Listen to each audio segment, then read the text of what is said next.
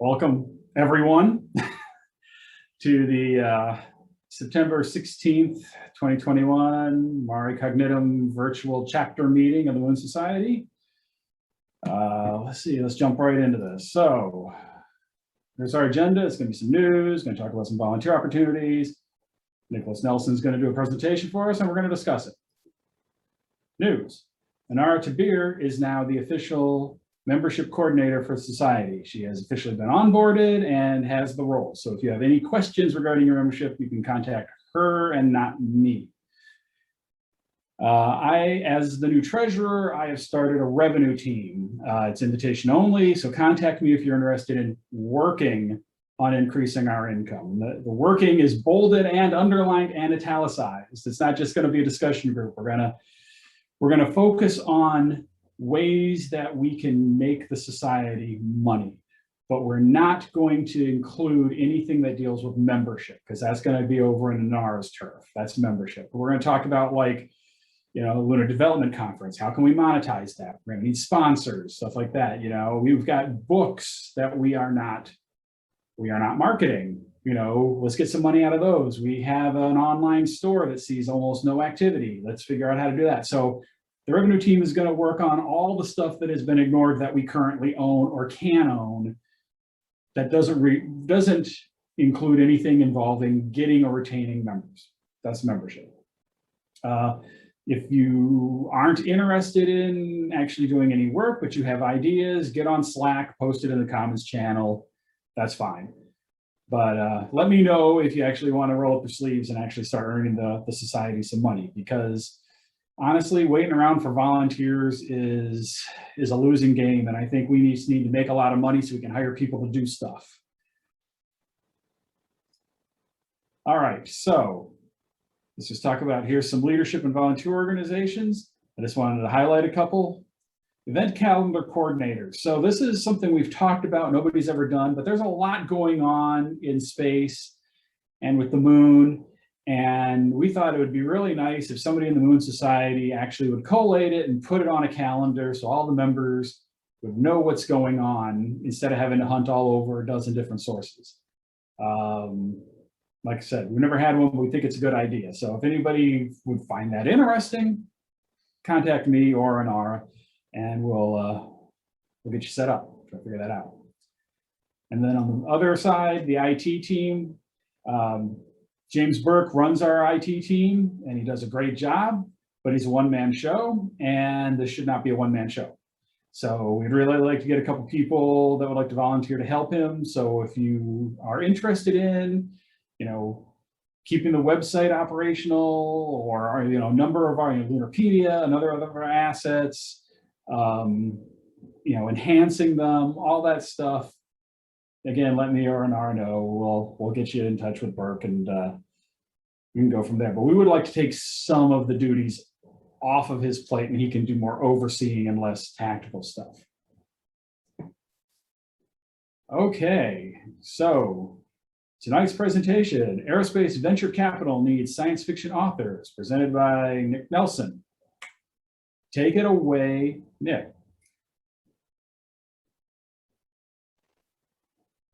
Thanks so much, Ben. I really appreciate it. I am very excited to have this opportunity to talk. I know there's only 4 of us here right now. Oh, see, more people are coming. Yep, and I expect that more people will come too. But even if there were only 4 people here, I would still be thrilled, because we are recording this and we're going to post it online and share it with the world. And so tonight, what I want to suggest tonight is something that that has been on my mind for a long time, but it just suddenly came together at the Lunar Development Conference recently. It occurred to me that since the days of Jules Verne and Arthur C. Clarke and later people like Robert Heinlein too, authors have come up with ideas, science fiction authors have come up with ideas which later engineers brought into fruition, like the geosynchronous satellite, for example. Some of those ideas might have happened without the author making them popular first, but many of them may never have occurred if the author had not inspired the scientist or the engineer or the investor, entrepreneur. A lot of science fiction of recent decades depicts a kind of technological fantasy world that speaks to the human condition, which is great. That's fine. I love it. But this kind of soft science fiction is not really helpful to the entrepreneur or the investor.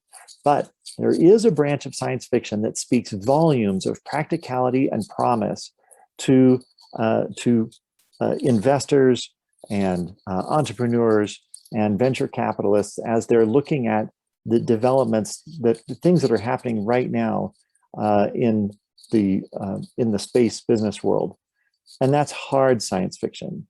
Hard science fiction authors need to write stories based in the story world of a fully functional and mass-produced super heavy and starship. And aerospace executives and entrepreneurs and investors, they need to pay attention to these stories. We have to make these conversations happen somehow. And by the way, what I was referring to earlier about Michael Mealing, about the Lunar Development Conference, I don't know if you guys heard Michael Mealing's talk when he was talking about investment. Just wave your hand. Okay, well, Michael Mealing, one of the things that he said is that there is so much investment capital right now that are seeking commercial space ventures. And there's only one company, which is apparently a kind of a medium-sized startup, the way that he was describing it. There's only one company that had a business plan that takes into account the SpaceX Starship and Super Heavy and their future competitors. Because we're not just betting on SpaceX here. SpaceX is absolutely determined to do, fully reusable, super heavy lift to low Earth orbit. And, people, were kind of hopeful about it, but not really taking them very seriously until really this past year. But this past year has gotten a lot of people thinking about it and taking it very seriously who weren't taking it seriously before. And I'm not talking about space enthusiasts arguing in the comments section on YouTube or Reddit or something like that. I'm talking about executives in the aerospace industry and investors and investment analysts and business analysts who are involved in the space sector. Those people now are taking the future reality of Starship and Super Heavy. They're starting to take that seriously and think to themselves, wait a second, if this really does happen, we like to throw around the term, oh, this will be a game changer. But it really will be a game changer. And it's one thing to say that as kind of a hopeful space activist, but it's a completely different thing to hear business analysts and investment analysts saying that same kind of thing.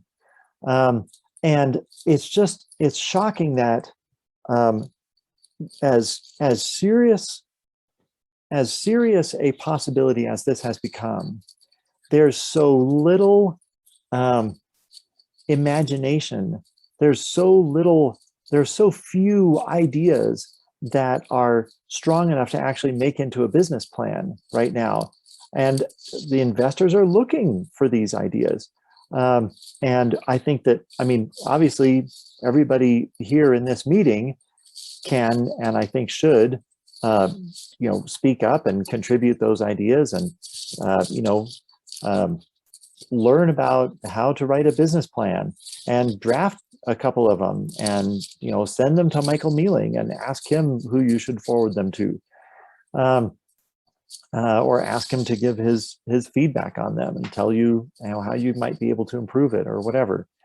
But there are many, many other people who have a ton of very detailed insight who could really speak to this and who don't even know that this is an opportunity. They don't know that the aerospace world is poised to take them seriously right now. And that is the hard science fiction community. So I myself am a book editor. I do edit genre fiction and science fiction in particular. I love hard science fiction. And I'm going to be bringing this up at writers' conferences, and I'm going to be bringing it up in writing groups online and discussion groups that I belong to. And in the future, once this video is up on YouTube, I'm going to be including a link to this video conversation. So keep that in mind as we're talking about it, and as we're asking questions, and as you guys are helping me come up with answers, that the people who are going to be watching this video in the future, or I hope will be, they will both be members of the aerospace community, new space and old space, entrepreneurs and investors, I hope, but they're also going to be hard science fiction authors who love the science, who come to Moon Society conferences and ISDCs in order to get ideas, really solid ideas. These are authors who are used to writing for a very difficult crowd. The fan base, I'm speaking now as a publishing industry professional, the fan base for hard science fiction is very critical. They really want believable premises that could actually happen in the real world. They have an eagle eye for things that seem implausible, both obviously in the science and the technology that's in the story world of the book, but also for the plot of the book and how the book is unfolding, and whether or not human decisions make sense, are plausible. Like, why would someone want to build a city on the moon? And authors like, most recently, I think, Andy Weir, with his book Artemis, he had to come up with a really plausible reason. And economically, he had to come up with an economic justification for that city on the moon, Artemis city, to exist. And I think he did a pretty good job. And one of the reasons why his scenario for that city existing is so plausible is because spoiler alert, partway through the book, you realize that Artemis is in trouble financially because it's hard to fund a city on the moon. And it got started, sure enough, but it's struggling right now. And you have to read the rest of the book to see how all that turns out. But those hard science fiction authors need to know that if they will write stories based in our present time, or just 3 to 5 years in the future, 10 years in the future, but 10 years into a future where super heavy lift, fully reusable to orbit brings the price to orbit down by another order of magnitude. And how is that, what kinds of opportunities does that open up? What kinds of opportunities for growth and for conflict? Anyway, I'm hoping that we can inspire 100 or more hard science fiction authors just over the next year or two to start to write and publish short stories and novellas and full-length novels that are in the story world that we are living in right now. As an author and as a book editor myself, I feel like I'm living in a story world that would have felt imaginary and wonderful, but imaginary just 5 years ago. So we're living in an exciting time. And right now, like this summer, this coming year, like the next 12 months is an opportunity to try to make this happen, and try to involve the hard science fiction world with the space development world in a way that they haven't been involved in the past. In the past, the hard science fiction world has appreciated and drawn ideas from the space development world, but they haven't really been in much of a position to give back because they've always felt like they were writing fiction. and space development activists and space development foundations and corporations and organizations were always trying to create reality. Well, now we're at this friction point where we could let the clutch out on near-term science fiction becoming reality, not within our lifetimes, within the next 5 to 7 years, within the next investment cycle, these things could become a reality. I hope. What do you guys think? And I have more questions for you, but first I just want to give you guys an opportunity to, tell me what you think about this idea. Am I completely off base? Yeah, go ahead, Mike. I heard the same argument 40 years ago with the space shuttle. It's going to revolutionize space. We're all going to go to space. It's going to cut the cost of getting to space by an order of magnitude. Everything is going to be wonderful.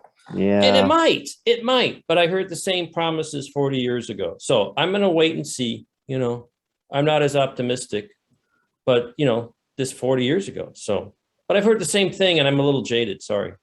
No, so one of the biggest disappointments for me personally was the way that the space shuttle program turned out, because I was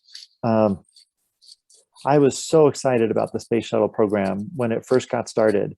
And I was one of those young guys who was constantly explaining it to other people who didn't understand the real promise behind it.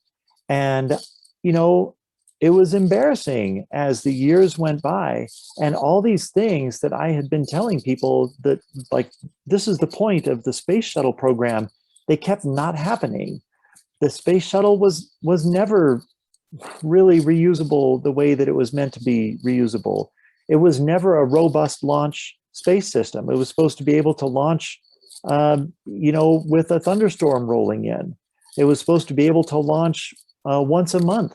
We were supposed to have a launch facility, the Slick launch facility over here at Vandenberg Air Force Base in California. That was supposed to be the military space shuttle program base of operations. They never finished building it out because the space shuttle never lived up to its billing. So yeah, you're right. Let's wait and see. I suppose we could wait and see whether or not the Starship is such a dumb name. I'm sorry, Elon. It's not a Starship. It's a heavy lift vehicle. It's a super heavy lift vehicle to low Earth orbit. We're not going to another star, but whatever. I'm going to keep using the brand name. I think the Super Heavy is probably a better name for it. The first stage booster, which is amazing, and is going to actually fly sometime in the next several months. Part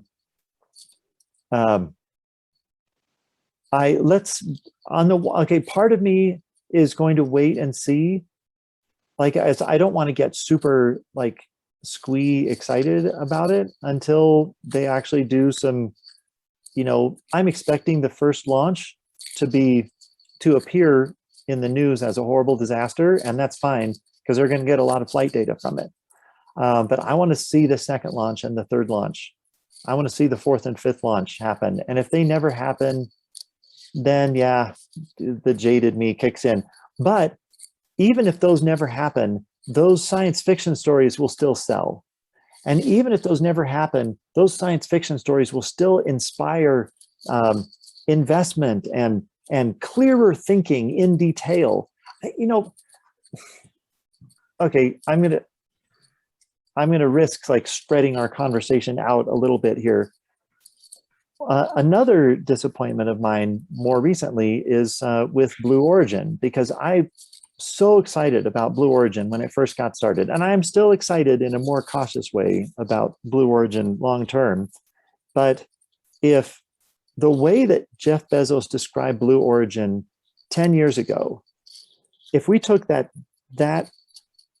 character that he developed of what Blue Origin was and what it stood for, and sort of copied it and pasted it into right now, if the Super Heavy launch system proves itself and becomes a reality, that Blue Origin would not be trying to slow down the Super Heavy.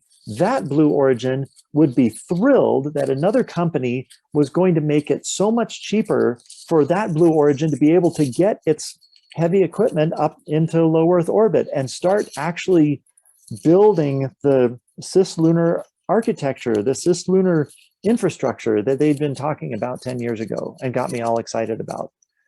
And it seems like, I hope I'm wrong, but it seems from recent things that Blue Origin has lost its focus on its long-term goals and is too concerned over like the most recent contract that they lost to another bidder.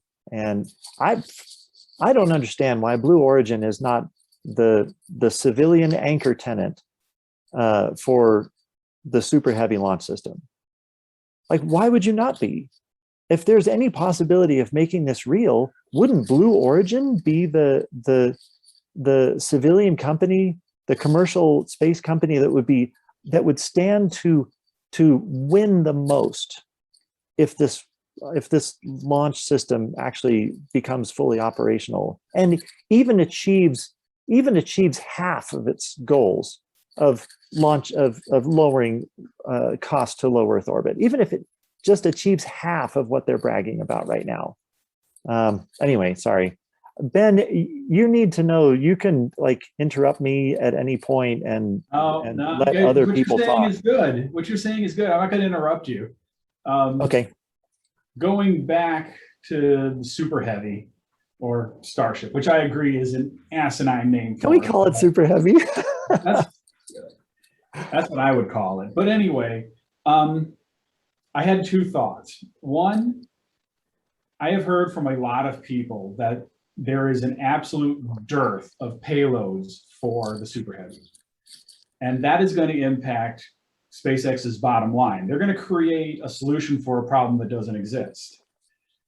So getting authors to write stories about it might help inspire business people to come up with payloads, which would then help the Super Heavy succeed, which would then help make it all a reality. So this is actually a good idea, I think, for just making it become a reality.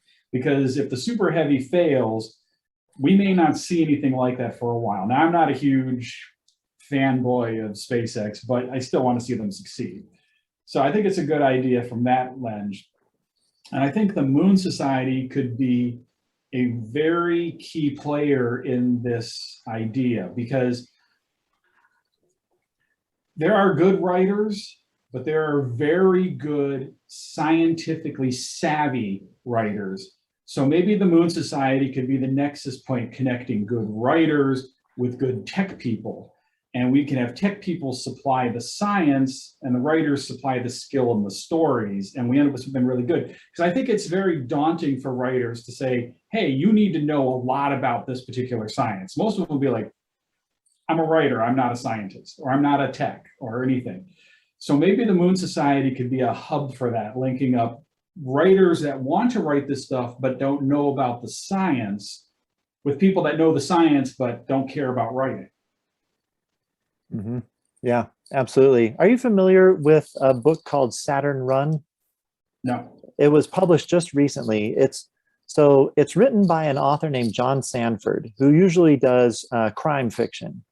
So this is, I don't know if it's his very first science fiction, but he decided to branch out into science fiction, and he wouldn't do it unless he had a co-author who really understood the science. Mm-hmm. Because John Sanford, his crime fiction is all very true to life.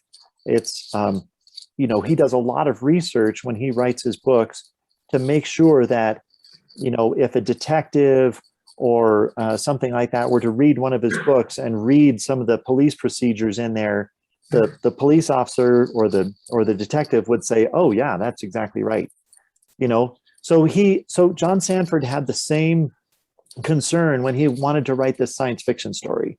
He's like, okay, I've got this idea for a science fiction story, but I don't want to use hand wavium and unobtainium and warp drive and whatever I want it to be real. I want this to be the kind of a spaceship, actually 2 spaceships, the kind of spaceships that we could make, that we could start building now, and that could actually be finished 5 or 6 years from now with some engineering breakthroughs maybe, but no scientific breakthroughs and no brand new technology.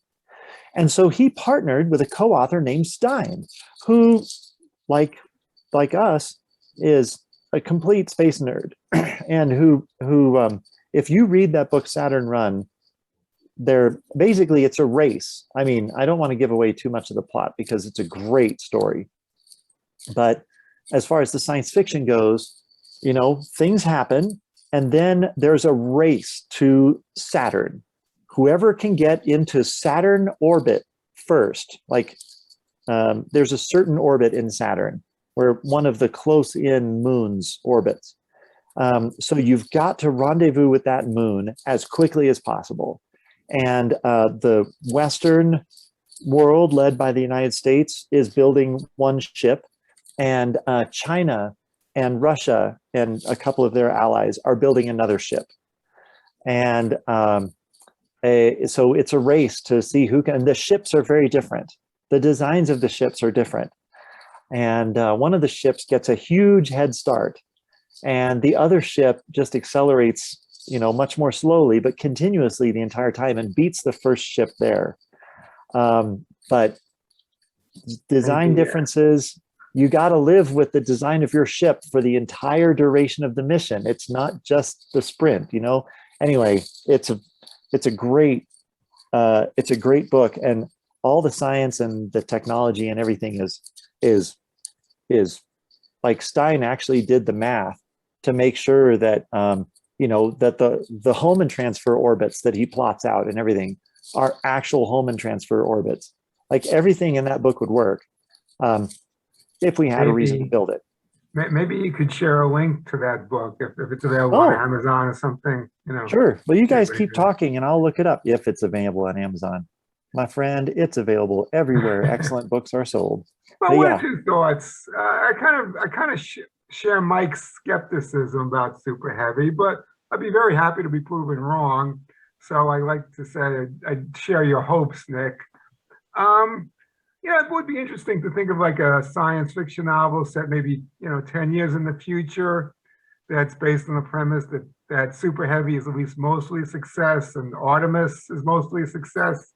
One thing I was thinking though is that in most novels, science fiction novels, generally something has to go wrong for you to have a plot. So that comes in there too, doesn't it?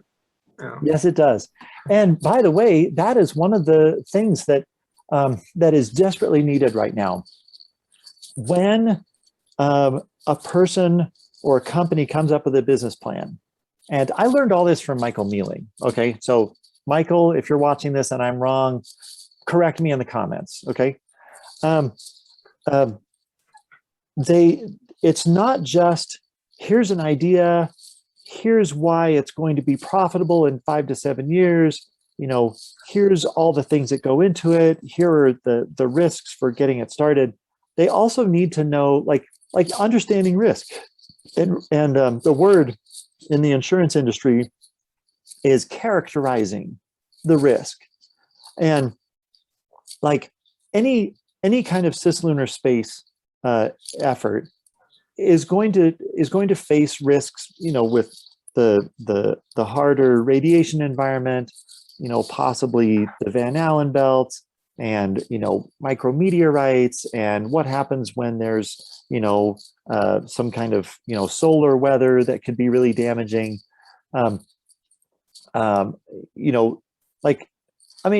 Everybody here, we're all very familiar with those risks, and we're very familiar with what we ought to do so that we can overcome those risks and not have to worry so much about them.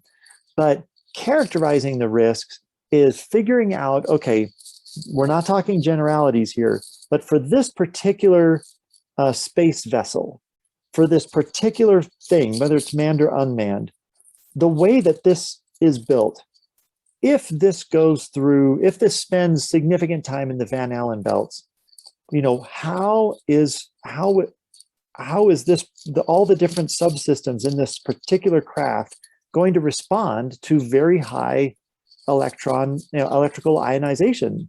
If it's going to arc, where is it going to arc? If some of the circuit boards are going to cook out, which ones and what parts of them are going to cook out? And that's like really characterizing the risk. So that's where you get your science fiction stories. That's where you get the bad things happening. The science fiction authors need to have believable things go wrong. I'm talking about hard science fiction. Soft science fiction, you can just make it up. Space fairies did something, and then that's how my story goes. Sorry, Ben, go ahead. I was just going to say, you're right. Characterizing the risk is critical, but I think even more critical is retiring the risk. And I think that's where you could get some really good stories, because that's where you actually build and fly stuff, knowing you don't know exactly what's going to happen. Mm-hmm. There's a great there's a Robert Heinlein book called, I might get this wrong, but I think it's called The Cat Who Walked Through Walls. Oh yeah, that's a good book. And yeah, well, what I'm not sure about is whether this scene is in that book or not. But I believe it was in The Cat Who Walked Through Walls that the main character gets into he's fleeing from a space station, and he gets into a space capsule and he blasts off towards the moon. And the space capsule is an older version, and it was not manufactured very well. It's like I don't know. He uses the name of an automobile engineering firm, like the idea of spaceships. Yeah, exactly, something like that. And so he plots a landing on the moon, and he figures it out and uses the onboard computer to plot it. Now, this is Robert Heinlein, so computers were very primitive back then, right? Then there's some kind of an electrical short or something, and the computer goes out. And the main character has to land, like he's already on the right course, but he needs to decide like when to fire the retro rockets and for how long, and he needs to guide the thing down. And just all the math that Robert Heinlein put into that is actually correct. Like he spent a while, like he got out a slide rule or whatever he used back then, and he actually did the trajectory math.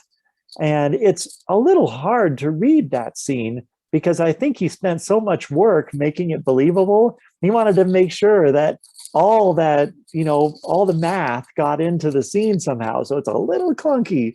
Yeah. But it's a great scene. And that's, to your point, Daniel, like, yes, hard science fiction authors are going to look for ways that our cherished projects could break and become disasters. Yes. But the whole job of the protagonist in that story is to solve the problem. Like Ben said, retire the risk. And, like how do we create, like, as you read that story about Heinlein's,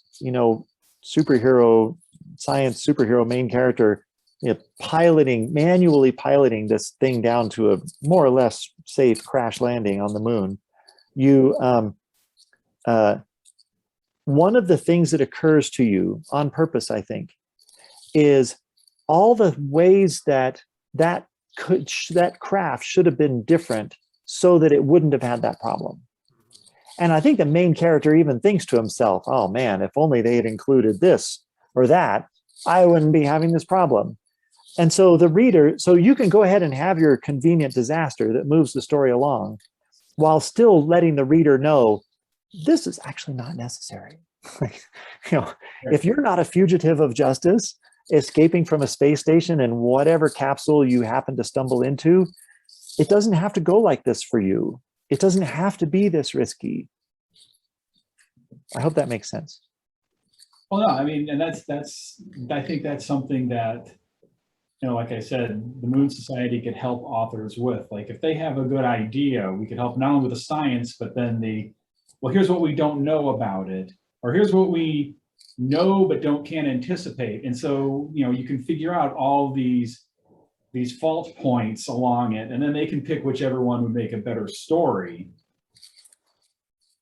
And it's an ongoing conversation too.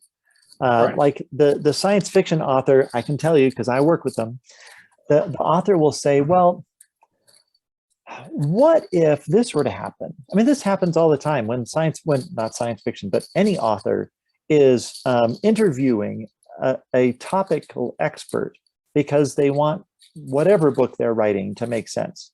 Like, well, so if they're going to be on a yacht trip between here and that island, like, what if a storm blew up, and what if a storm blew in? Would it blow it off course? And where would they end up? And they say, well, here the storm winds always blow in this direction, so it would take them straight out to the Atlantic.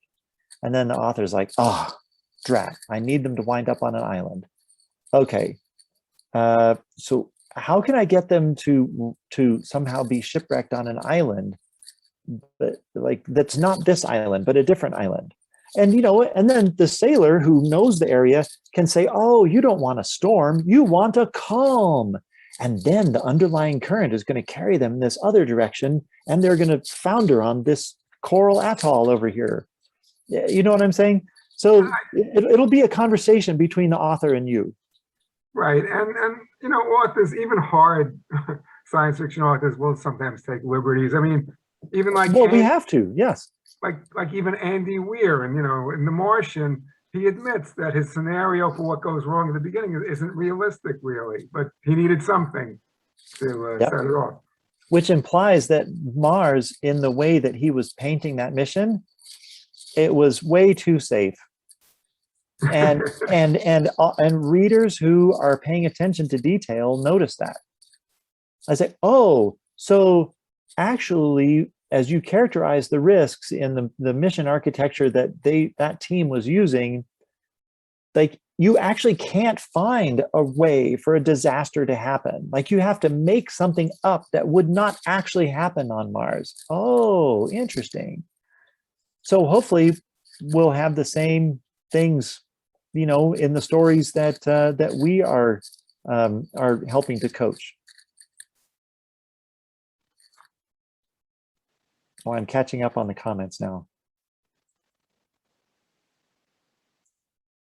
James Sloan, the National Space Society is sponsoring a business plan contest. I would love to see if we can convince some, Moon Society members and hard science fiction author, teams to develop a business plan for next year for the National Space Society.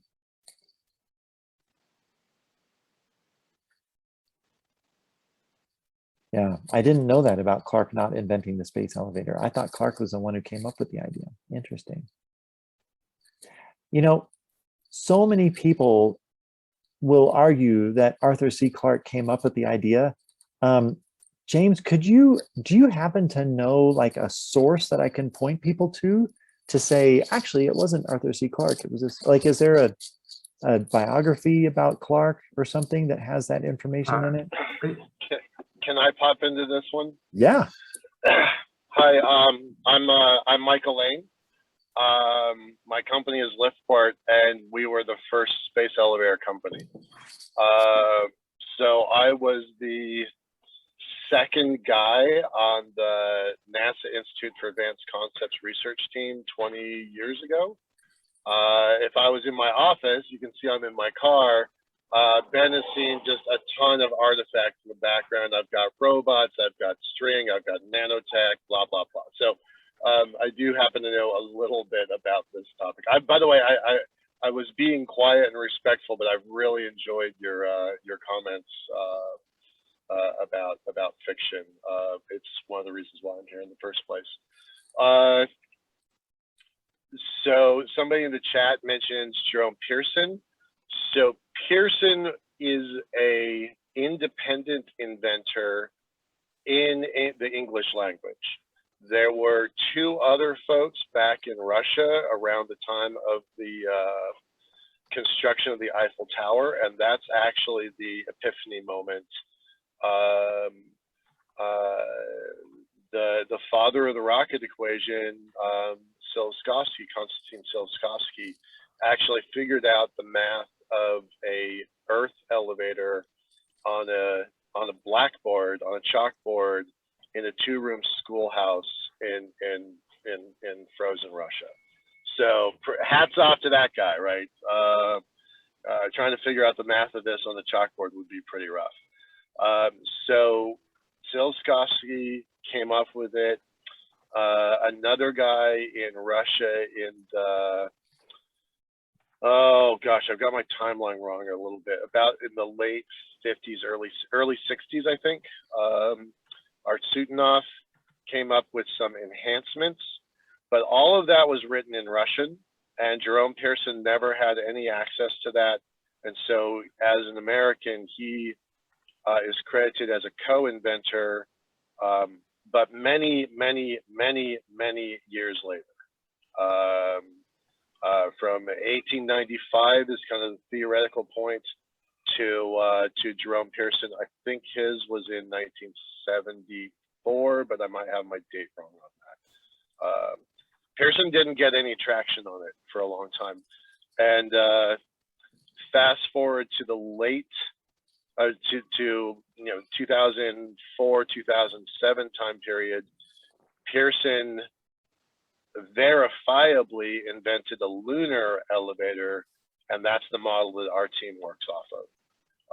Very different from his elevator. His elevator envisioned 70 launches of space shuttles to build the lunar system.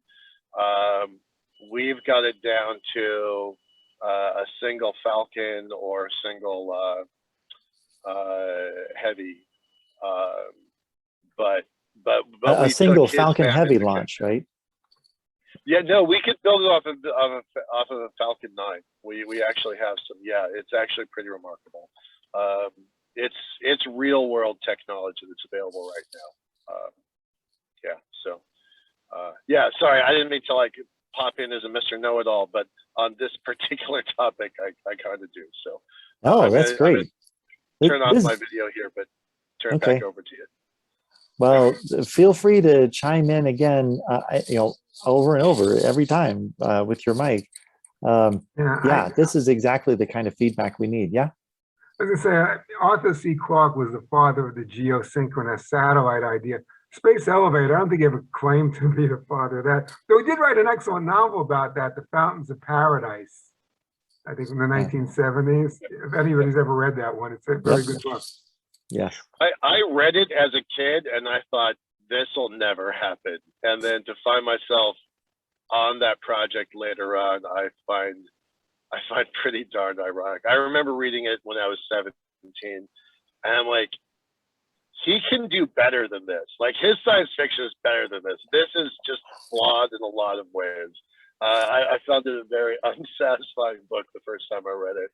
And then, so may I point out, Michael Lane has just exemplified for us the stereotypical attitude of the hard science fiction fan. This is the kind of fan that hard science fiction authors face all the time. They are very good at being realistic. Sorry, go ahead. Yeah, no, I'd like you to explore your idea about, and Ben, if you wouldn't mind chiming in there, I'd like you to explore the idea of some sort of formalized writers council. I'm just literally making this up on the spot, but Nick, your comments and then Ben's comments while I'm kind of sitting here on the side of the road, I'm thinking, wow, the Moon Society could really be influential. Is there, I looked you up, Nick, so you do consulting to authors. Is there a way to put together a writers council that the Moon Society could, help, influence, give information, that sort of stuff?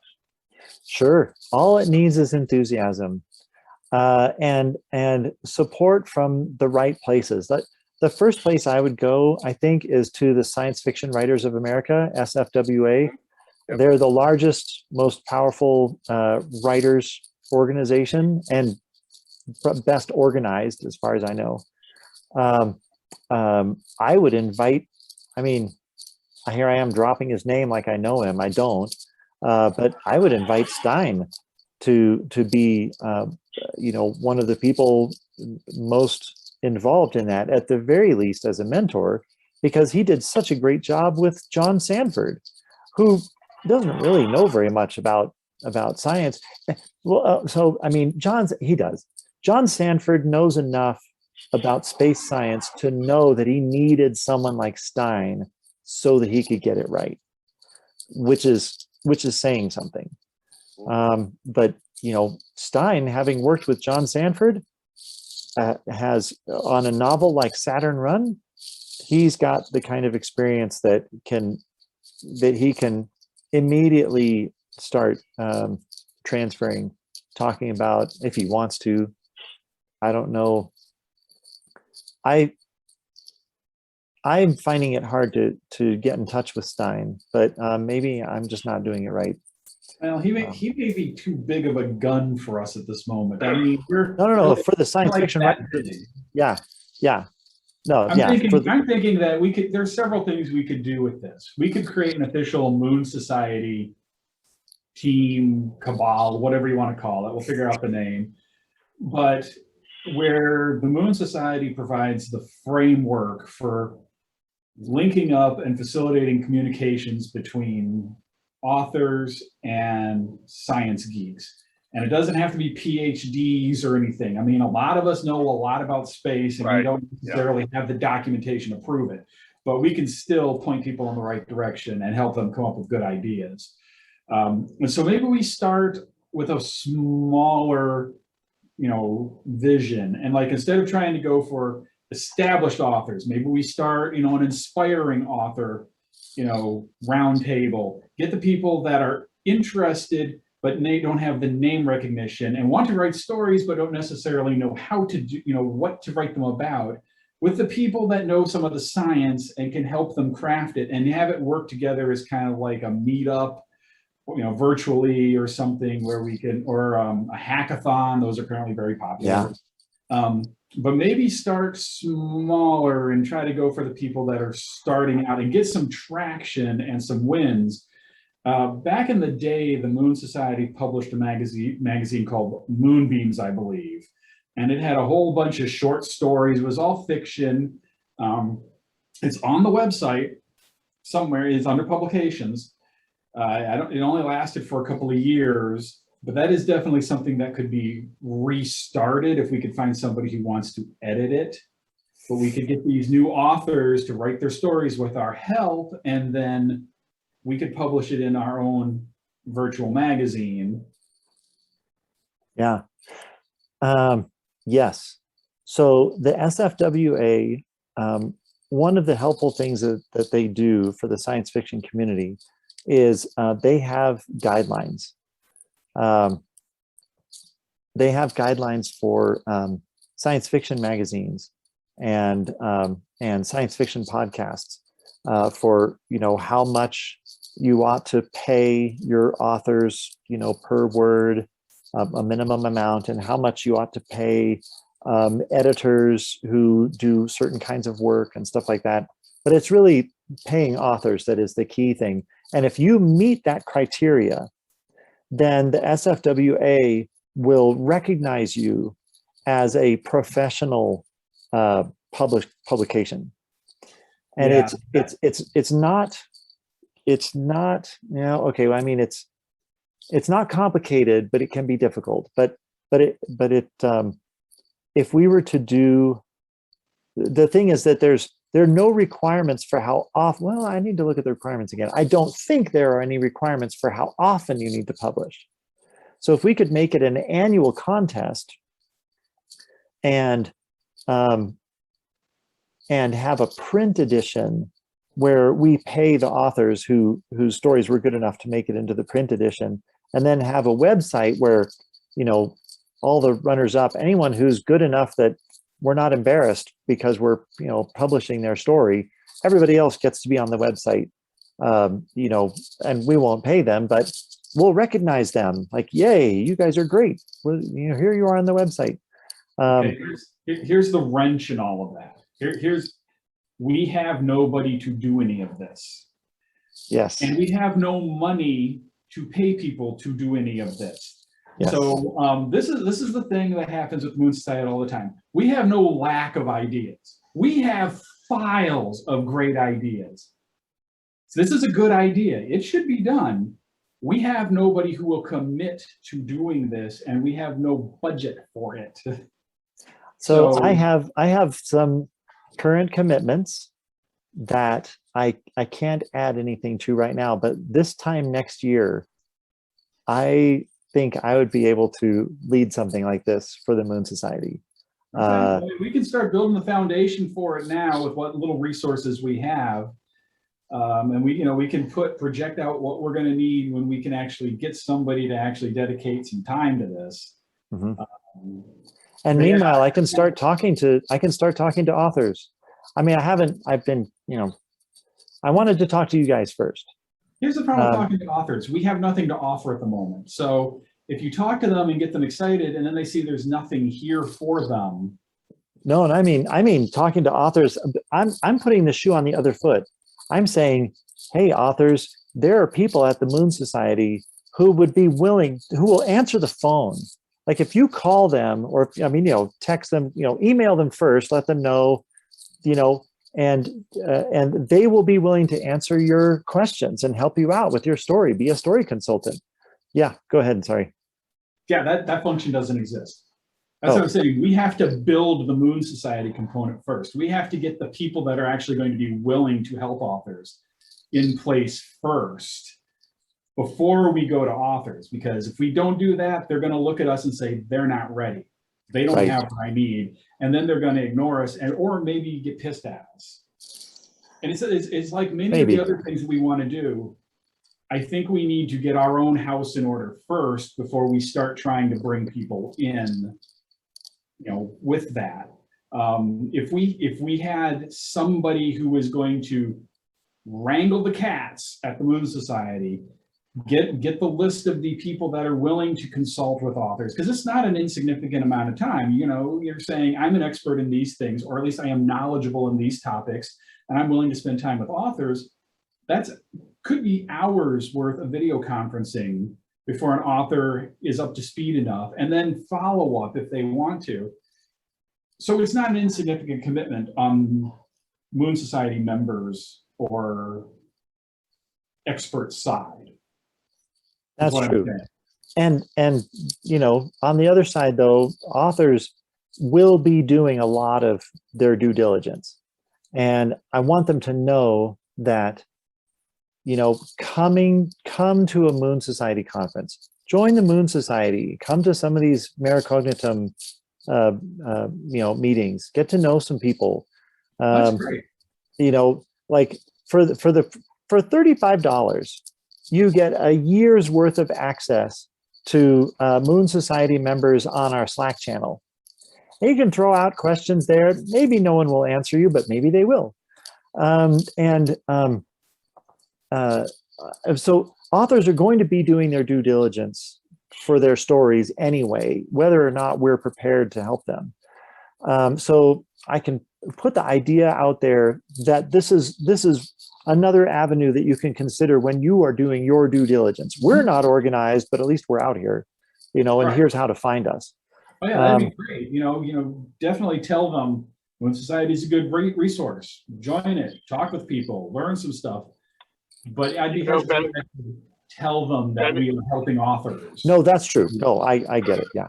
But what if you put an author channel, author resources channel on the Slack channel, so that if Nick did send somebody, they can post a question, and then whomever wants to answer it, whomever sees it, can respond. Yeah, I mean, we could do that. There are some in the leadership that are opposed to just adding channels, because at one point there was like 1 million channels and it was all right. Okay. So there may be some pushback on that. And I think that before we do that, the leadership's going to want to talk about it. Well, let me talk to James Burke about the possibility of just using the existing Luna City Press channel for something like that. I don't know if that's okay with him or not. Yeah, that's mostly for like how, actually doing the work of the Lunar City Press, Oh, I know. That's the way. That's my volunteer role with the Moon Society, is with Luna City Press. Yeah. Yeah, I would actually go with Michael's idea and create a dedicated author help channel just to keep the things separated. The work of the Lunar City Press versus this question. Yeah, Okay. Let me float that. I don't think it's going to be a problem. It's just another channel we need to monitor.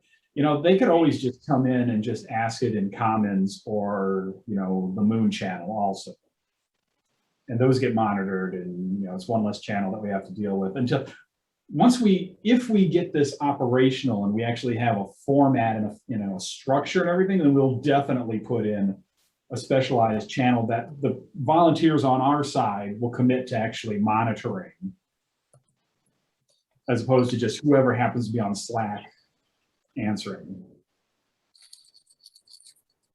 Well, I can commit to monitoring a channel on lunar elevators if any of your authors want to talk about that. That's the only area I'm actually qualified for. Ben is way better on Regolith than even better is you tell me where you're already having that conversation, and I'll send people there. I mean, if you answer questions about space elevators on Quora, I'll give people a link to your Quora, or on Reddit. I'll give people a link to your Redditor name, and they'll follow you there, or whatever. Truth be told, I don't make it easy for people because there's a lot of questions. So in support of the Moon Society, I would do it there, but I don't have a place. Okay. And authors have to be pretty diligent to track me down, so I don't actually make it easy on them. Sorry. We could create.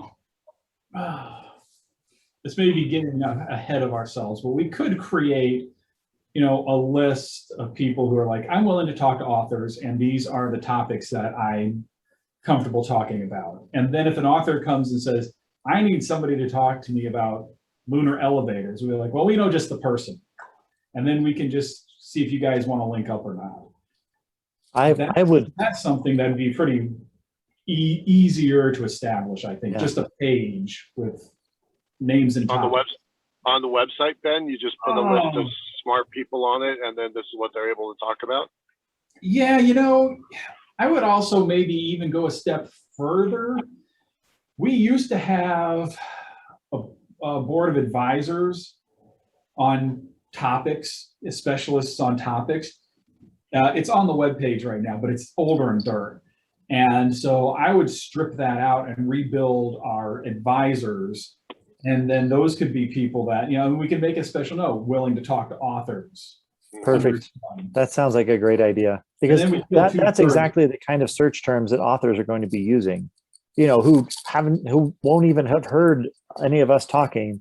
They'll be like, board of advisors for, Institute of Oceanography, board of advisors for, there's a Moon Society. Do they have a board of advisors? Like, that's exactly the language that people use to search. Yeah, I think that's how I would suggest doing it, is we'll dual purpose that page. But then we can also just keep that data in-house too. If somebody doesn't want to be on the board of advisors, but they're willing to talk, we can have that too. Okay, I love that. I'd be happy to help make that work. Yeah, maybe Nick, we'll talk and we'll sort of hash it out, and I'm gonna see if I can get some people to actually volunteer to do anything. Otherwise, I'll have to do it, and it'll just take more time. And if nothing else, I could maintain a list of resources on my own Wordsmith Writing Coaches website. I don't mind doing that either. Like, here's my logo. Ta-da!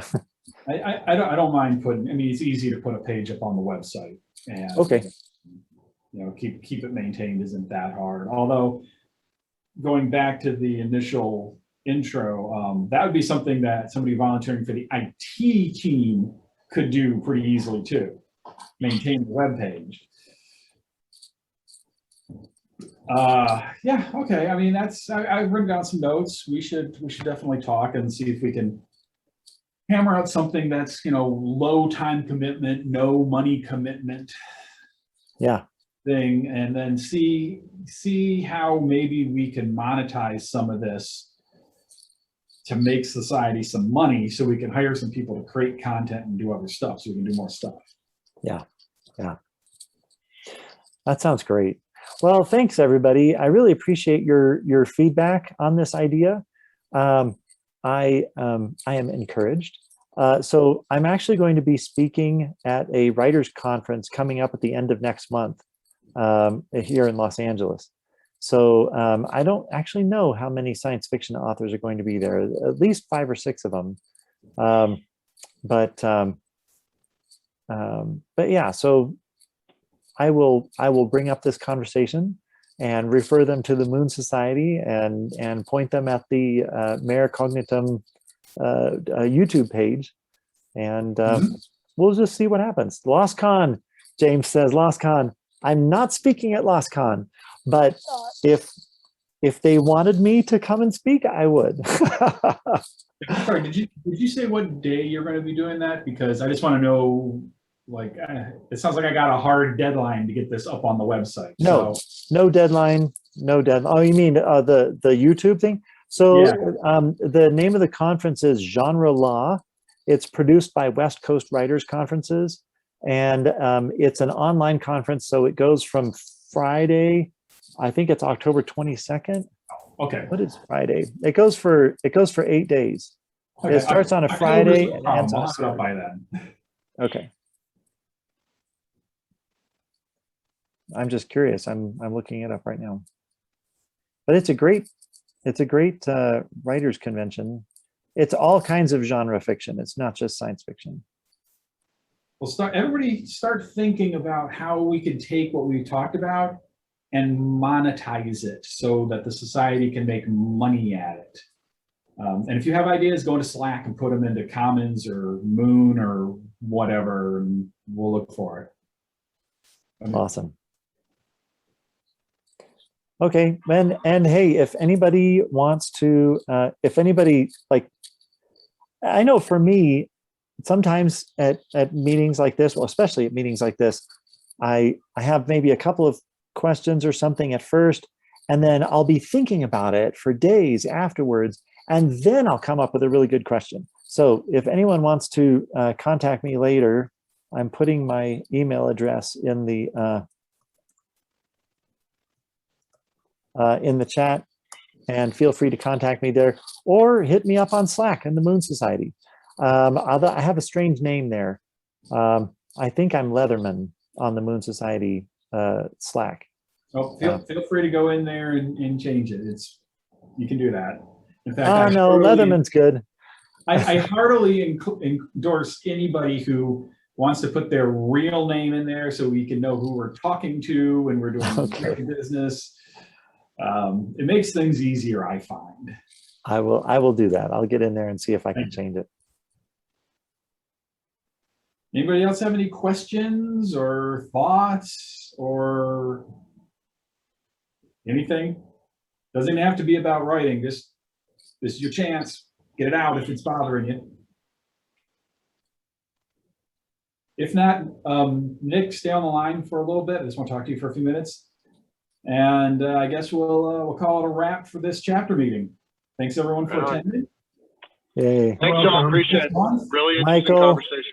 Michael, Stanley, James, Daniel, James Sloan, I really appreciate you guys. Thanks everybody for coming.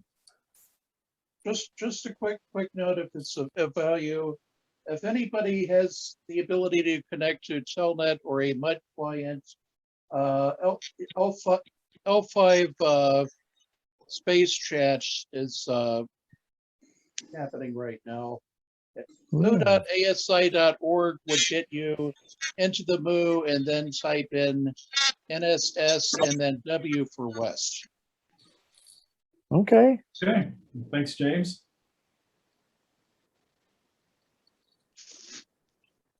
That's pretty sophisticated. Yeah, that's beyond me. That's Telnet. cool tech.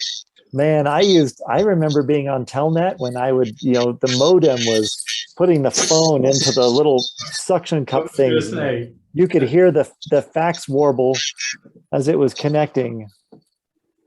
yeah.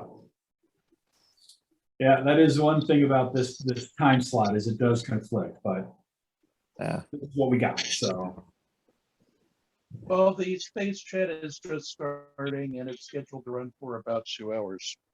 Okay. I It's actually need to. every Thursday at this time. Okay. Oh man, Thursdays.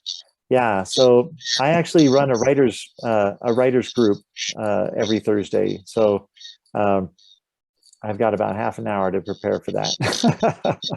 all right. Which is fine. I'm actually already prepared for it. But Well, I'll just say, contact me, Nick. We'll talk and we'll figure out like how we could put something very basic together with the most. Okay. Yeah. And, if it's the sort of thing that, usually with these kinds of things, there's the other end of the rope. And I can hold up the other end of the rope at my website, or, I have a Discord server, we'll see. Yeah. Yeah. It just has to be minimum effort because we really don't have anybody to I agree. Especially for the next 10 and a half to 11 months. After that, I can add something new to my workload. I think we can build a solid foundation so that when you are ready to take it up, there'll be a lot already built in over time. Yeah. I mean, the most important thing in my mind is the sort of thing that I was suggesting to you earlier is just, have a place to start the conversation so that we're not making any promises. We're just asking questions and inviting people to sort of be involved in that. And Mare Cognitum is one of those places, which is why I'm here. But if we can just, like you said, very low impact, just find out who is even interested in this kind of thing, so that when we do launch, we're not just starting from complete zero. We have a list of names and contact information for people, in the Moon Society who have said, oh yeah, I'd be happy to, talk. If they buy me a scotch, I'll talk with them for an hour, or whatever the situation, Exactly. And also a list of science fiction authors who are saying, well, yeah, I mean, if there's going to be a writers' council for the Moon Society, oh my gosh, I'll put them on speed dial. Then, I want to know who those authors are. It would be nice to have some of their names before we actually launch something. Yep. I think this is something that we can build out over time. I think it'll be a good bonus. Yep, I agree. All right, let's go ahead and end this. Thanks, everybody. Hey, thank you so much for inviting me. I'm actually traveling at the moment, so I've been doing the best I could with my Samsung pad. So. Hey, worked out great. Well, I love your I love your profile photo. It's been freaking me out a little bit this entire time, but I love it. Looking at you. I'm sorry. Nicely done. Hey, gentlemen, take care. All right, take care, Mike. Bye, everyone. All right, take care, guys.